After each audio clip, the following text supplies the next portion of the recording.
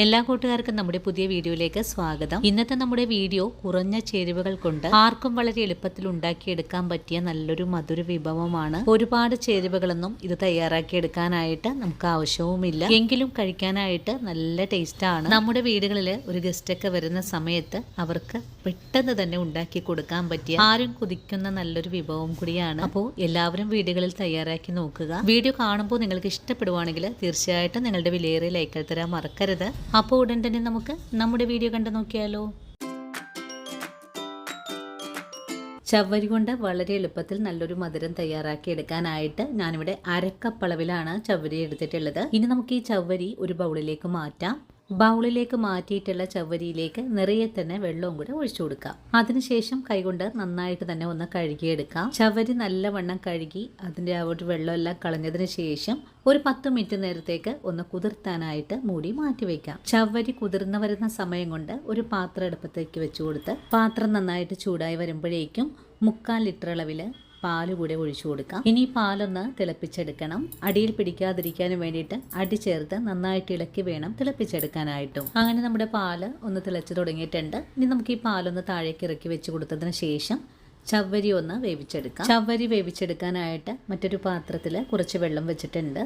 ഇനിയിപ്പോൾ വെള്ളം നന്നായിട്ട് തിളച്ച് വരുമ്പോഴേക്കും കുതിർത്തിയെടുത്തിട്ടുള്ള ചവ്വരി വാരിയിട്ട് കൊടുക്കാം. ചവ്വരി പാത്രത്തിലേക്ക് മാറ്റിക്കഴിഞ്ഞാൽ അടിയിലൊന്നും ഒട്ടിപ്പിടിക്കാതിരിക്കാനും വേണ്ടിയിട്ട് നല്ലതുപോലെ ഇളക്കി ഒന്ന് തിളപ്പിച്ചെടുക്കാം. 3-4 മിനിറ്റ് കൊണ്ട് തന്നെ നമ്മുടെ ചവ്വരി നല്ല പോലെ തന്നെ വെന്ത് കിട്ടും. അങ്ങനെ നമ്മുടെ ചവ്വരി വളരെ എളുപ്പത്തിൽ തന്നെ ഇപ്പോൾ വെന്ത് വന്നിട്ടുണ്ട്. ഇനി നമുക്ക് ഈ ചവ്വരി ഒന്ന് താഴേക്ക് ഇറക്കി വെച്ചിട്ട് ചവ്വരിയിലെ വെള്ളം ഒന്ന് ഊറ്റി മാറ്റണം. അതിനുശേഷം ഒന്ന് കഴുകിയതിന് ശേഷമായിരിക്കണം നമുക്ക് ഈ പാലിലേക്ക് ചവ്വരി ചേർക്കേണ്ടതും. ചവ്വരി നേരിട്ട് തന്നെ പാലിൽ ചേർത്ത് വേവിച്ചെടുക്കാൻ സാധിക്കുന്നതാണ്. അങ്ങനെ ചെയ്യുമ്പോൾ പാലിന് വളരെ തന്നെ കട്ടി കൂടാൻ സാധ്യതയുണ്ട്. അതുകൊണ്ടാണ് നമ്മൾ തിളപ്പിച്ചതിൻ്റെ ആ ഒരു സ്റ്റാർച്ചൊക്കെ ഒന്ന് കഴുകി കളഞ്ഞതിന് ശേഷം പാലിലേക്ക് ചേർത്തിട്ടുള്ളത്. ഇനിയിപ്പോൾ ഇതെല്ലാം ഒന്ന് നന്നായിട്ട് തിളച്ച് വരണം. അതുവരെ നമുക്കൊന്ന് ഇളക്കി കൊടുക്കാം. നല്ലോണം തിളച്ച് ഒന്ന് കുറുകിയ പാകത്തിലേക്കായി വന്നു കഴിഞ്ഞാൽ പിന്നെ നമുക്കിതിലേക്ക് 1/2 ടിന്നോളം മിൽക്ക് മെയ്ഡ് കൂടെ ചേർക്കണം. നമ്മൾ ഇതുവരെയും ഇതിലേക്ക് പഞ്ചസാരയൊന്നും തന്നെ ചേർത്തിട്ടില്ല. മിൽക്ക് മെയ്ഡിന് പകരമായിട്ട് നിങ്ങൾക്ക് ഇതിലേക്ക് 150 ഗ്രാം അളവിൽ വൈറ്റ് ചോക്ലേറ്റും ചേർക്കാവുന്നതാണ്. അങ്ങനെ ഇപ്പോൾ 1/2 ടിന്നോളം മിൽക്ക് മെയ്ഡ് ചേർത്തിട്ടുണ്ട്. വീണ്ടും നല്ലതായിട്ട് തന്നെ ഒന്ന് ഇളക്കി കൊടുക്കാം. ഇപ്പോൾ നമ്മുടെ പാലിന്റെ കളറ് ഇതുപോലെയാണ് ആയി വന്നിട്ടുള്ളത്.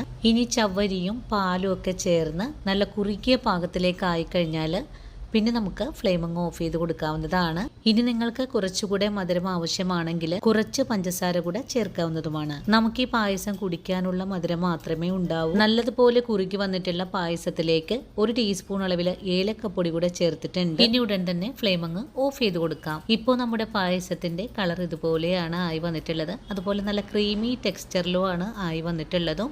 ഇനി നമുക്കിതൊന്ന് മൂടിയും കൂടെ വെച്ചു കൊടുക്കാം. അങ്ങനെ ഒരു 5 മിനിറ്റ് ഒക്കെ കഴിഞ്ഞപ്പോൾ മൂടിയൊന്ന് തുറന്ന് നോക്കുവാണ്. അധികം ചേരുവകളൊന്നും തന്നെ ഇല്ലാതെ വളരെ എളുപ്പത്തിൽ ഉണ്ടാക്കിയെടുത്തിട്ടില്ല സാഗോ പായസം ഇവിടെ റെഡിയായി വന്നിട്ടുണ്ട്. ഇതുപോലെ ഒരു പായസം നിങ്ങൾ ഇതുവരെയും തയ്യാറാക്കി കഴിച്ചിട്ടില്ലെങ്കിൽ തീർച്ചയായിട്ടും നമ്മുടെ ഈ ഒരു വീഡിയോ കണ്ടെന്ന് തയ്യാറാക്കി നോക്കണേ. നല്ല ടേസ്റ്റ് ഉണ്ട് കഴിക്കാനായിട്ടും. അതുപോലെ ഉണ്ടാക്കിയെടുക്കാനായിട്ട് ഒരു ബുദ്ധിമുട്ടും ഇല്ല. നമ്മുടെ കുഞ്ഞുങ്ങൾക്കും മുതിർന്നവർക്കും ഒരുപോലെ തന്നെ ഇഷ്ടമാകുന്ന ഈ ഒരു സാഗോ പായസം എല്ലാവരും വീടുകളിൽ തയ്യാറാക്കി നോക്കണേ. തയ്യാറാക്കി നോക്കുമ്പോൾ ഈ ഒരു പായസത്തിന്റെ സ്വാദ് നിങ്ങൾക്ക് ഇഷ്ടപ്പെടുവാണെങ്കിൽ തീർച്ചയായിട്ടും നിങ്ങളുടെ വിലയേറിയ ലൈക്ക് തരാനും വീഡിയോ നിങ്ങളുടെ കൂട്ടുകാരിലേക്കൊന്ന് ഷെയർ ചെയ്ത് കൊടുക്കാനും വീഡിയോയെക്കുറിച്ചുള്ള അഭിപ്രായങ്ങൾ കമൻസായിട്ട് അറിയിക്കാനും മറക്കരുത്. നിങ്ങൾ ഓരോരുത്തരും എനിക്ക് തരുന്ന സപ്പോർട്ടാണ് നമ്മുടെ വീഡിയോ മറ്റുള്ള കൂട്ടുകാരിലേക്ക് എത്തപ്പെടുന്നതും. അപ്പോൾ ഇനി നല്ലൊരു വീഡിയോ ആയിട്ട് നാളെ കാണാം. അതുവരെ ഒത്തിരി സ്നേഹത്തോടെ വീണ്ടും കാണാം.